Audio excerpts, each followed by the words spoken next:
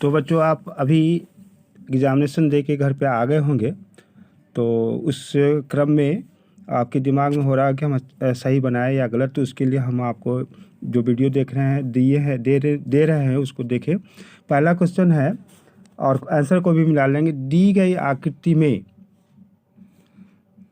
BOC वृत्त का व्यास है और AB बराबर AC, तो कोण ABC बराबर कितना होगा? तो ये 45 डिग्री है इसका जवाब।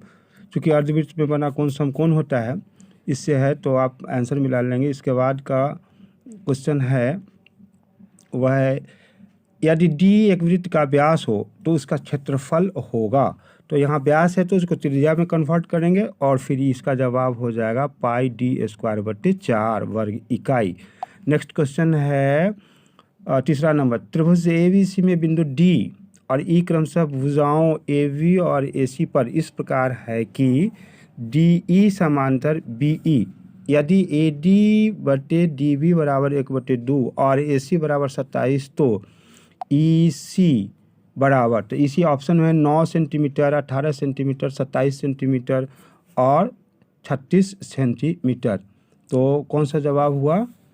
तो इसका जवाब हो जाएगा 18 सेंटीमीटर। इसका जवाब 18 सेंटीमीटर।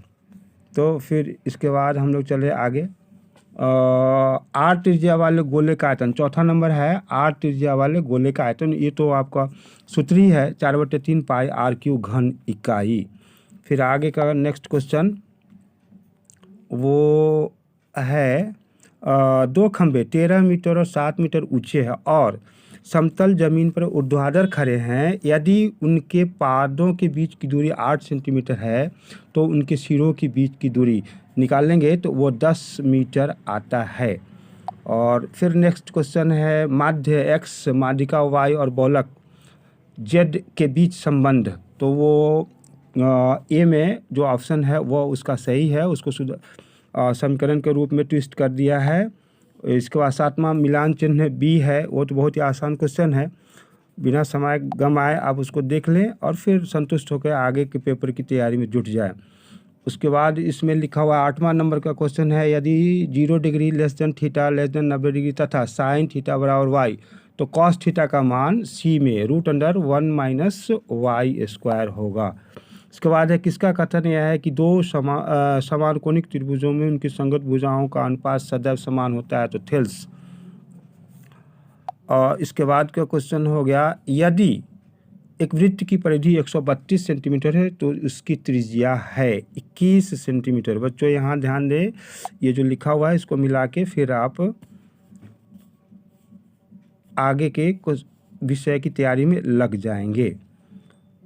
11 नंबर का क्वेश्चन है, समांतर श्रेणी 25, 20, 12 का कौन सा पद प्रथम पद ऋणात्मक पद आएगा? तो ये 7वां पद जो होता है वो माइनस में आना शुरू हो जाएगा। उसके बाद चूंकि वो घटते हुए क्रम में दिया हुआ है, निम्नलिखित में कौन सा समांतर श्रेणी में नहीं है? तो C ऑप्शन जो है वो सही है, उसको मिला लेंगे। फिर इसके बाद कहता है 13 कि X अक्ष से बिंदु Q 3, 6 की दूरी ज्ञात करें। तो 3, 6 में 6 हो जाएगा, तो ये 6 हो जाएगा। इसके बाद का जवाब आपको है, क्वेश्चन है 14 नंबर। बिंदु 4.5, 6.5 किस पाद में स्थित है? चतुर्थांश मतलब हो गया प्रथम क्वाड्रेंट में होगा वह, क्योंकि दोनों का दोनों पॉजिटिव है इसलिए वह प्रथम भाग में ही होगा। इसके बाद का क्वेश्चन का 15 नंबर है, बिंदुओं A 3 - 4 और B 1, 2 को मिलाने वाली रेखाखंड के मध्य बिंदु के नियामक। C उसका जवाब है, बना के देखा गया है। तो ये हम आपको जल्दी जल्दी जवाब बता रहे हैं। 16 में है मूल बिंदु से बिंदु P -a - b की दूरी। तो फिर उसको जब आप निकालेंगे तो √a² + b² इकाई इसका जवाब हुआ। अब नेक्स्ट क्वेश्चन को देखें, वह क्वेश्चन नंबर है आपको 17। यदि बिंदु में K2 -3, 4 तथा 7 - 5 संरेख हों तो K का मान, तो ये निकालने पर -63 आता है। त्रिभुज का क्षेत्रफल 0 कर देंगे तो वो आ जाता है, फिर आप निकाल के देखा गया। उसके बाद 18 नंबर का क्वेश्चन है, यदि दो समरूप त्रिभुजों के क्षेत्रफलों का अनुपात 25:64 है तो उनके संगत भुजाओं का अनुपात होगा 5:8। ये बहुत आसान क्वेश्चन था। 19वां देखें, यदि त्रिभुज के शीर्षों के नियामक 0, 8, 0, 0 और 6 0 हैं तो त्रिभुज का परिमाप होगा 24 इकाई। सी नंबर का ऑप्शन उसका हो गया। नेक्स्ट क्वेश्चन यहाँ पे है 20वां नंबर है, त्रिभुज ए बी सी में ए बी स्क्वायर बराबर बी सी स्क्वायर प्लस सी ए स्क्वायर तो कोण सी बराबर 90 डिग्री। बी इसका ऑप्शन हो जाएगा। और फिर यदि 21 नंबर, यदि एक घनाभ की लंबाई चौड़ाई ऊंचाई क्रमशः 10 सेंटीमीटर, 8 सेंटीमीटर और 6 सेंटीमीटर है तो उसका विकर्ण होगा 10√2 सेंटीमीटर। ए ऑप्शन हुआ इसका। फिर इसके बाद का नेक्स्ट क्वेश्चन आपके पास है, यदि किसी घटना की संभावना P है तो इसके पूरक घटना की संभावना होगी 1 - P। ये इसका जवाब हो गया। इसके बाद आ जाएं 23 नंबर, आंकड़े 12, 17, 81, 26, 38, 42, 57, 62 का परिसर। तो सबसे बड़ी संख्या 81 में से 12 को घटा दिया जाए तो डी ऑप्शन आ जाता है। तो ये हो जाएगा 69, मतलब डी इसका जवाब हो गया। अब फिर हम लोग यदि 24 नंबर, यदि किसी घन का प्रत्येक किनारा L हो तो संपूर्ण पृष्ठ का क्षेत्रफल होगा, तो ये हो जाएगा 6L² वर्ग इकाई। फिर नेक्स्ट क्वेश्चन देखें। नेक्स्ट क्वेश्चन हो जाएगा, वो है 25वां नंबर, आंकड़े 5, 6, 13, 9, 8, 9, 9, 11, 14 का बहुलक 9 अधिकतम बार आया, उसकी बारंबारता अधिक है, इसलिए उसका जवाब बी हो जाएगा। 26, निम्नलिखित में कौन केंद्रीय प्रवृत्ति की माप नहीं है तो यह मानक विचलन हो जाएगा। ये डिविएशन जो हो गया वो नहीं होगा। निश्चित घटना की प्रायिकता 1 होता है, ये सभी आदमी जानते हैं। सी नंबर इसका जवाब है। बहुत ही आसान क्वेश्चन है। नेक्स्ट क्वेश्चन को फिर मिला ले जल्दी से, फिर और अपने काम में लग जाए। नेक्स्ट पेपर को देखेंगे। 28, यदि एक शंकु की त्रिज्या 14 सेंटीमीटर और इसकी त्रिज्या की ऊंचाई 15 सेंटीमीटर है तो शंकु का संपूर्ण पृष्ठ होगा 1276 सेंटीमीटर स्क्वायर। इसको गणना करके देख लिया गया है। 29 नंबर, दो वृत्तों की परिधियों का अनुपात 3:4 हो तो उनकी क्षेत्रफलों का अनुपात ऑप्शन में है 9.16। डी नंबर का ऑप्शन होगा। इसके बाद का क्वेश्चन है वो 30 नंबर है, दी गई आकृति में यदि ABCD एक समांतर चतुर्भुज है तो कोण ACB की माप ये 55 आता है। फिर आगे देखें, ये 31 नंबर है, 45 तथा 60 का मौसा 15। ये तो बच्चे का प्रश्न है एकदम। अब देखें आगे का क्वेश्चन। 7th क्लास में ही हम लोग मौसा निकालना सीखे थे, उसके पहले ही। 32 कहता है बहुपद y² - 6y + 8 का घात बताए। बहुत ही, अब ये क्वेश्चन का क्या मतलब हुआ, बहुत ही आसान है बच्चों।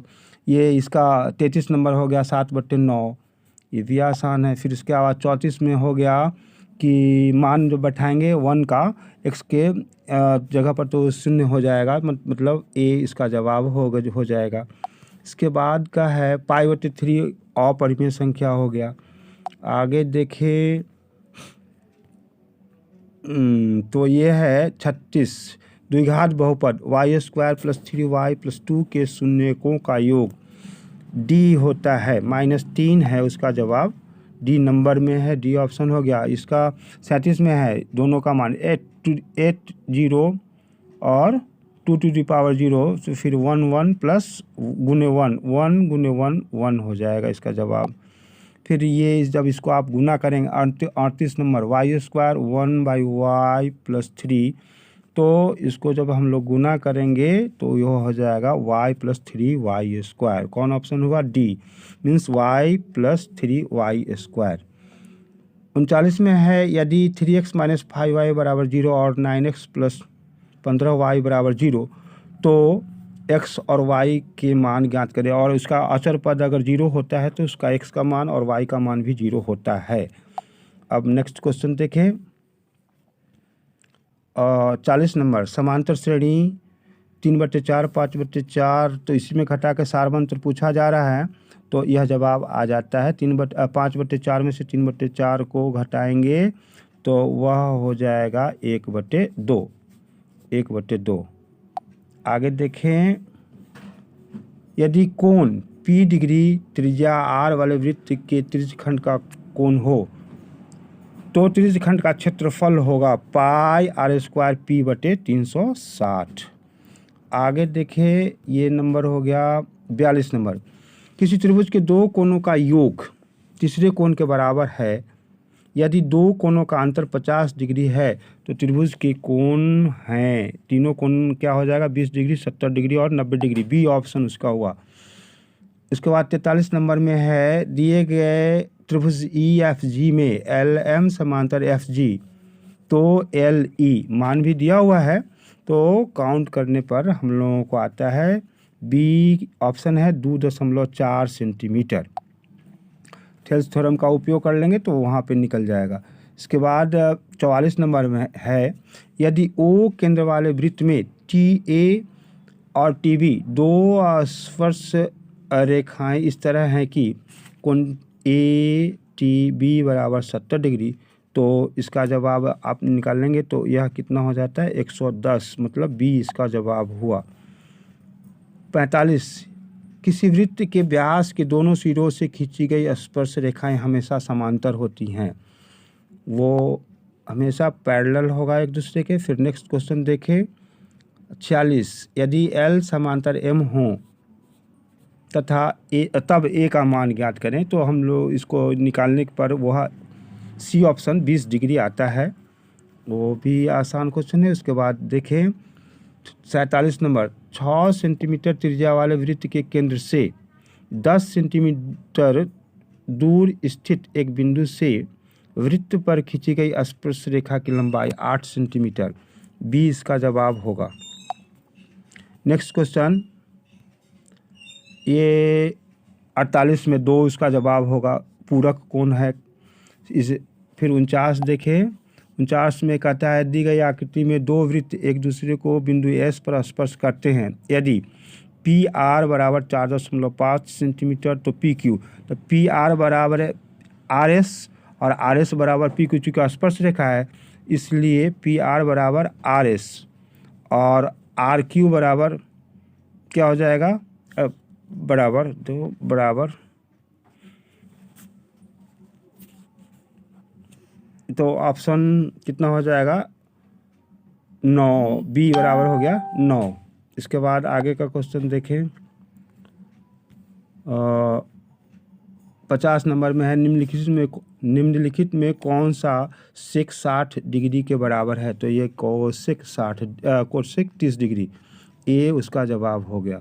इसके बाद आगे का 51, 144 के अभाज्य गुणनखंड में 2 का घातांक है 4। फिर उसके बाद हो गया, निम्नलिखित में कौन सा अपरिमेय संख्या है? तो √17। इसके बाद आगे का 53 नंबर का क्वेश्चन हो गया, निम्नलिखित में कौन सा अभाज्य संख्या है? तो 41। तो बच्चों इतना तक का जवाब दे दिए हैं इसको मिलाकर, और फिर आप आगे जो SST जो आपका है उसका रिवीजन कर लें, फिर उसका आप फिर नेक्स्ट वीडियो आपको मिल जाएगा बाद में।